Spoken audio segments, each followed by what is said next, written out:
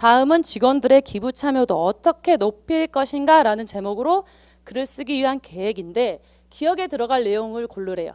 그럼 기억이 뭔지 알아야겠죠? 기억이 뭐냐? 서술 방향 이렇게 썼어요. 자, 작가의 서술 방향이 뭐냐? 뭐겠어요? 그냥 주제겠죠. 글을 내가 왜 써? 그죠? 서술 방향은 주제를 말하는 거예요. 작가가 말하고 싶은 거. 그러면 주제는 뭐랑 호응한다? 제목이랑 일맥상통하겠죠. 항상. 제목이 뭔지 보니까 기부 참여도를 어떻게 높일 것인가? 방법에 대한 걸 묻고 있어요. 어떻게 높일 것인가? 그럼 어떻게 높일 건지 방법이 나오는 겁니다. 서술 방향이. 그리고 이런 문제는 주제를 묻고 있기 때문에 선지를 하나하나 대입해서 올라가시면 다시 다 읽어야 돼요. 그럴 게 아니라 주제를 묻는 문제는 앞에서 지문을 살짝 훑어보시고 머릿속으로 대충의 감을 잡으세요. 아, 주제가 대충 이렇게 구성이 되겠구나. 그리고 선지를 소거해 가는 방식으로 푸시는 거예요. 보시면 자, 현상이 기부 참여도가 낮대요. 관심이 없을까? 방법을 모를까? 둘 중에 하나겠죠. 그래서 결과를 보니까 사람들이 인식은 높아요. 근데 참여하는 유형을 두세 가지로 한정돼서 잘 모른대요. 그래서 결과를 분석할 때 인식은 높지만 참여가 낮는데 그 이유는 기부 유형에 대한 정보가 부족하기 때문이구나. 그럼 내가 뭐를 써야 되겠어요? 정보를 빨리 제공해 줘야겠구나. 그래야 참여도가 높겠구나. 정보를 줘야지 얘네들한테. 이렇게 쓰시면 되죠. 그리고 선지를 소거를 할게요. 자, 1번. 직원들의 기부 참여도가 낮은 것을 지적하는데 기부 유형에 대한 개인적 선호? 이런 말 없었죠? 그럼 없었어요. 직원들의 무관심? 아니죠. 인식이 매우 높다고 했어요. 그럼 3번. 의식과 실천의 합의를 촉구한대요. 너무 좋은 말이 나왔어요. 왠지 이걸 답을 찍고 싶어. 의식과 실천의 합의를 촉구는 해야겠죠. 근데 내가 쓰고 싶은 건 뭐였다? 정보를 부족하니까 정보를 제공해 줘야겠다가 주제였어요. 어떻게 높일 것인가. 그래서 요거는 관련이 없는 선지예요. 여러분 독해 문제를 보시면 이렇게 여러분을 유혹하는 되게 좋은 말을 써놓은 것들이 있거든요. 그거는 제 지문하고 관련이 없는 애들은 무조건 찍지 마세요. 아셨죠? 좋은 말 써져 있는 거는 정답이 아닙니다. 그래서 이건 아니고 정답은 4번이었죠.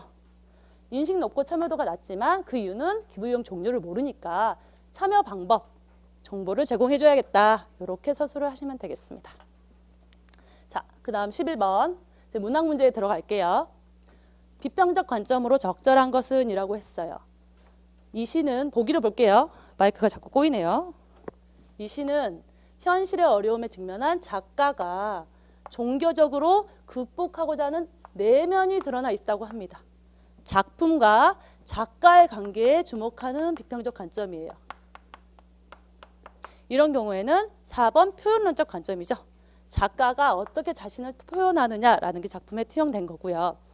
다른 비평적 관점을 잠깐 보시면 반영론의 경우에는 작품과 사회, 작품의 이 사회가 어떻게 반영되어 있느냐 요걸 초점을 두고 있는 거고요. 효용론은 작품하고 독자, 도대체 이놈의 작품이 독자인 나에게 어떤 효용성을 주느냐 이런 데 초점을 두는 거예요. 객관론은 뭐냐면 작품 자체를 객관적으로 봅니다. 아, 얘 구조가 이렇구나, 수사법이 이렇구나, 어구가 이렇구나. 객관적으로 그 작품 자체만 보는 거예요. 그래서 그 안에를 들여다본다고 해서 내재론적 관점 아니면 절대주의적 관점 이렇게 부르기도 합니다. 자, 마지막 문제 들어갈게요.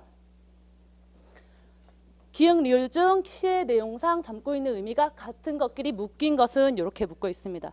여러분이 시어의 의미, 상징하는 의미 이런 걸 어려워하는 학생들이 꽤 있어요. 그렇지만 그리고 작품의 배경 지식이 없이 어떻게 푸느냐 자꾸 궁금증을 갖지만 문제는 절대 배경 지식이 필요한 문제가 나오지 않아요. 배경 지식 없이 지문상 풀 수 있는 문제들이 반드시 나옵니다. 그렇게 출제를 해야 되기 때문에 그렇게 나와요.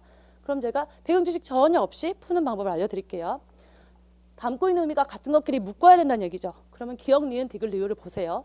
까마귀, 까마같이, 까마귀, 까마귀죠. 대충 다 비슷한 애들이에요. 그럼 기역을 봐요. 시어의 의미는 앞뒤 문장으로 유추를 하셔야 돼요. 자, 까마귀에게 고시래. 쫓아와도 단머리에 쪼아대네. 얘들아 함부로 쫓지 마라. 이 새는 여느 까마같이랑 아니라 여느 까마같이랑 다르다 그랬죠. 그럼 최소한 여러분이 기역과 니은이 다른 애라는 걸 알 수가 있어요. 그러면 남는 거는 디귿과 리을을 어디다가 배치하냐? 그럼 끝이에요, 답이. 그렇죠. 그럼 디귿을 볼게요. 위에 문장부터 볼게요. 온 세상엔 기머거리 장님뿐이라서 까마귀가 울면 흉하다고 꾸짖어 댄대요. 그거는 흔히 보는 까마귀를 흉조라고 생각하는 일반적인 까마귀를 얘기하는 거예요. 그래서 이 연으라는 까마귀같이 밑에 들어가고요. 리을을 보면 까마귀가 이 말귀를 알아들으면 너무 억울해서 원통하다고 부르짖을 것 같대요. 어떤 까마귀가 말귀를 알아듣고 원통하다고 부르짖어요? 이상한 까마귀죠. 이상한 까마귀예요. 그래서 리을은 이쪽으로 포함이 되게 됩니다. 그래서 예, 기역 리을, 니은 디귿 이렇게 동일한 의미를 가지고 있는 시어로 보시면 되겠고, 참고로 까마까치는 까마귀와 까치를 모두 일르는 말이에요. 일컫는 말입니다. 자, 그래서 정답은 3번이 되겠죠? 이렇게 분류를 해주시면 되겠습니다. 자, 그럼 오늘 12문제 다 풀었고요. 그 OMR 카드 다 작성하셔서 앞쪽에 대출을 하시고 해설지를 가져가셔서 반드시 복습을 하시기 바랍니다.